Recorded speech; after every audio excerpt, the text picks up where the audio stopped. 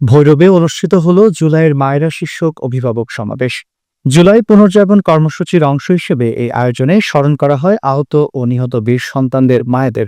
শনিবার সকালে উপজেলা হলরুমে এই আয়োজন করে ভৈরব উপজেলা প্রশাসন।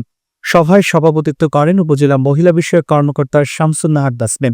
প্রধান অতিথির বক্তব্যে উপজেলা নির্বাহী কর্মকর্তা শবনম শারমিন জুলাই মাস শুধু একটি সময় নয়, এটি জাতির ত্যাগ, সাহসিকতা আর আত্মদানের প্রতীক। অনুষ্ঠানে আরও বক্তব্য দেন সহকারী কমিশনার ভূমি মোহাম্মদ রিদওয়ান আহমেদ রাফি এবং একাডেমিক সুপারভাইজার স্বপ্না বেগম। সমাবেশে অংশ নেন আহত ও নিহতদের পরিবারের সদস্য, বিশেষ করে তাদের মায়েরা ও অভিভাবকরা। সম্মান জানানো হয় তাদের সংগ্রাম ও বেদনায় রাঙানো ইতিহাসকে। অনুষ্ঠানে প্রদর্শিত হয় জুলাইয়ের মায়েরা শীর্ষক একটি প্রামাণ্য চিত্র। আয়োজনে ছিল গভীর শ্রদ্ধা ও মানবিকতার ছোঁয়া।